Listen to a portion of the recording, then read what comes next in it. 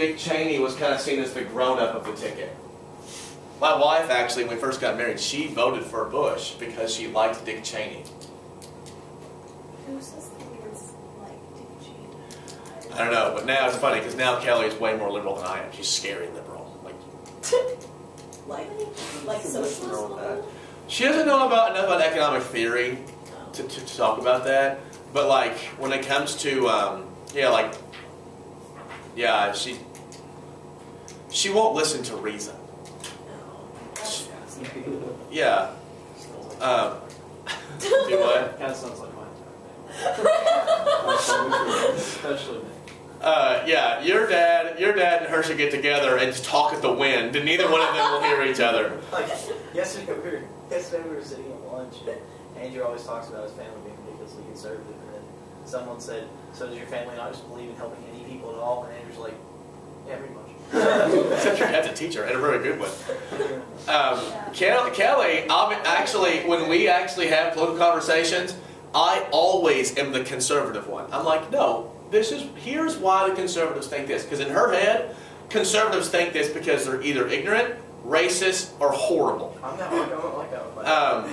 And because your dad's so liberal, right? Kind of how I am. And so I'm like, well, no, Kelly. First of all, ironically, her father is really conservative, although I don't know why, but he is. But I'm like, no, here's why Republicans think that. It's not unreasonable. Here's the intellectual argument. She's like, yeah, I don't think so. And then she rejects it wholeheartedly. And I'm like, Well, it was infuriating to you. do what? Yeah, I mean, people think I'm liberal. I'm liberal for Kentucky, right? But that's like being the, it's like being the skinniest kid at fat camp, right? It ain't. But That's not funny. it's like being the tallest midget. But That's how it is. That's how it feels. That is how it feels. or my favorite one. You want to pause it? Or my favorite one, the coolest guy at a Wham concert. You're only so cool.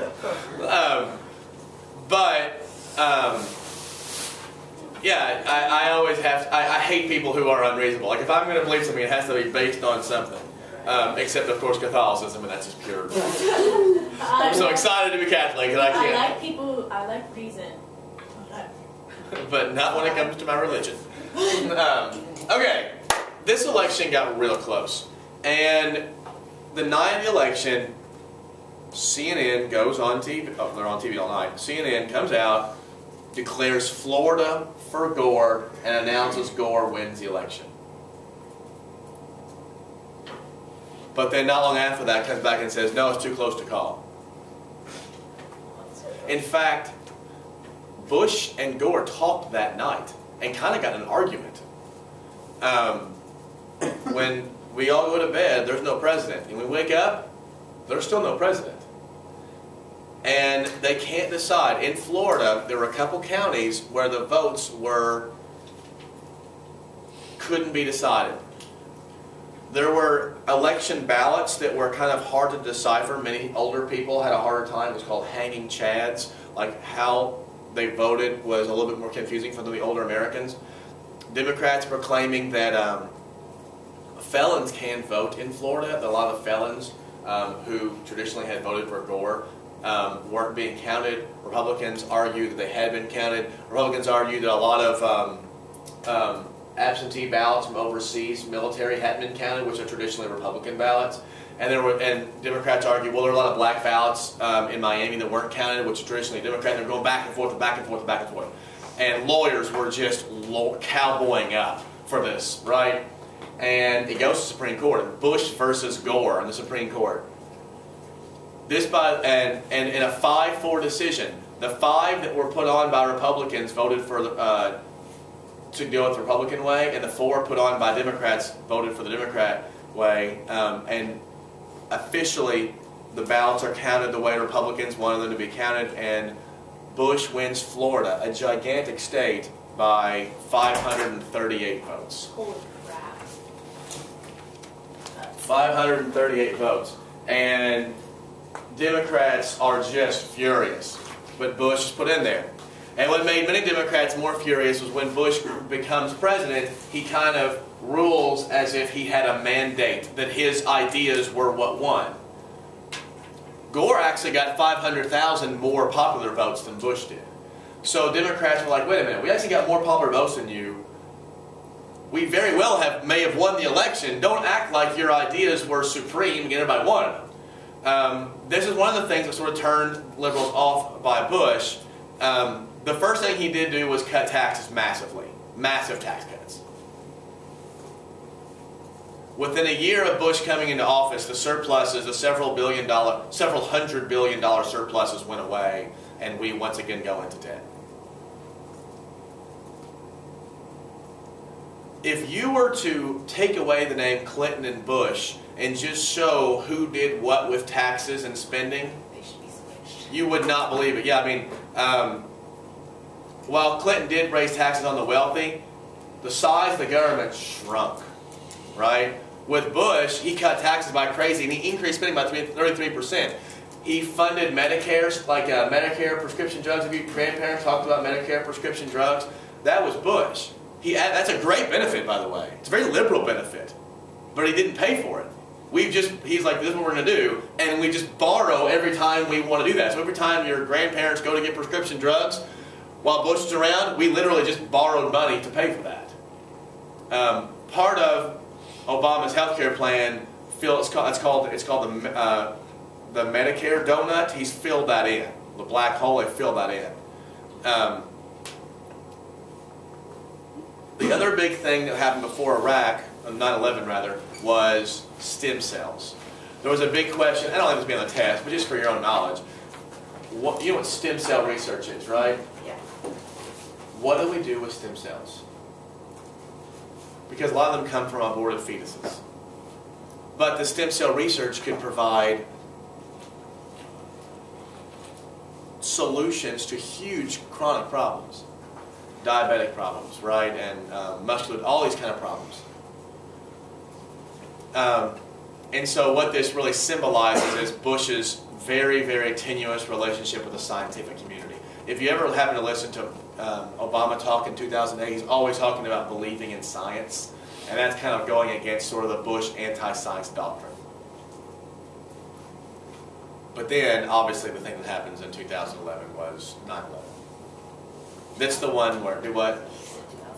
I'm sorry, 2001 was 9/11. Everyone remembers where they were. You guys were, was you in kindergarten? I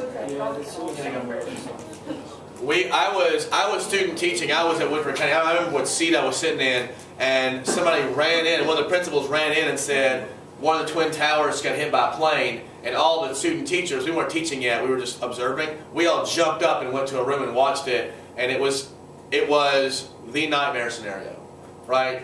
People were so scared.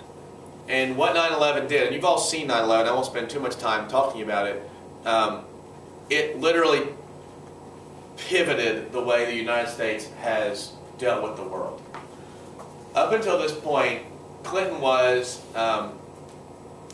did a pretty good job of being multilateral. Actually, one thing I didn't talk about with Clinton that I should try real quick is, remember we talked about with Carter, the Camp David Accords, where Israel is recognized by Egypt and Egypt recognizes Israel? The same thing happened with Jordan.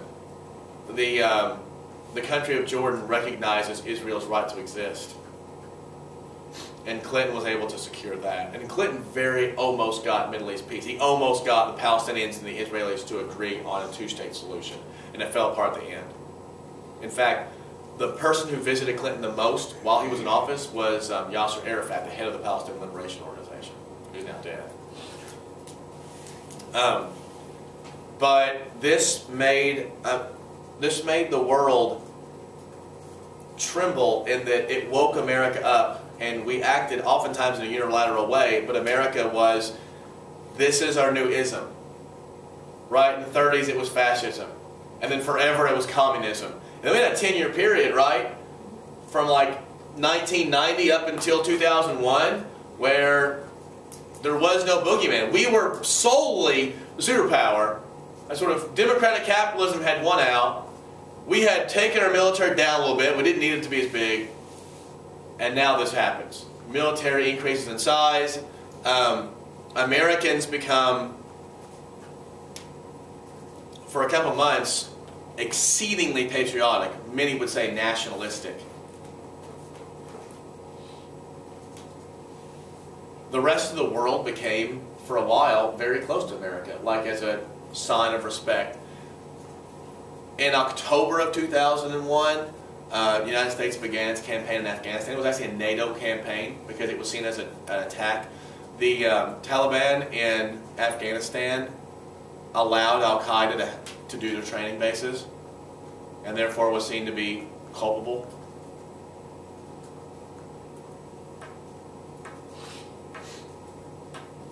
And the war we're in Afghanistan is the longest war in American history. We're still there. Like 12 years later. We are going to be out probably pretty soon, but we're still there. It was a really, really scary time. I know that people were worried about biological and chemical weapons. There was an anthrax scare in the United States. These people were sending anthrax or like powder material that was maybe considered to be anthrax to the Congress and stuff. It was really scary. I mean, it was, Americans didn't know what was going on, what was right, what was wrong, who did this, who did that. In reaction, we passed the Patriot Act, which is on there, right? The Patriot Act, sort of, the question was, how much civil liberties do we give up to keep our airways safe? How many civil liberties do we give up to maintain some security? The original Patriot Act took away a lot more civil liberties. They've amended it. Originally, the government could get a hold of your library account and see what books you were looking at. That's actually a big deal. But it's not as inclusive now. But the question of how can you spy on Americans? Can our government spy on Americans if they think they're terrorists? And at what level can you justify, oh, they're a terrorist? Like, does that mean if they're radical? Or does that mean if they don't like your government? Or does that mean if they're liberal? Or if they're conservative? What's that mean? So those are some questions that were being asked that were kind of hard to answer. Bush's approval rating after this was about 95%. President Bush, interestingly, had the highest approval rating at one point of any president in the history of approval ratings, and also had the lowest approval rating of any president in the history of approval ratings. When he left, he was in the 20s. Yeah, he was all over the map. And then in 2003, the question is, Bush wants to extend the war into Iraq. Iraq had nothing to do with 9/11.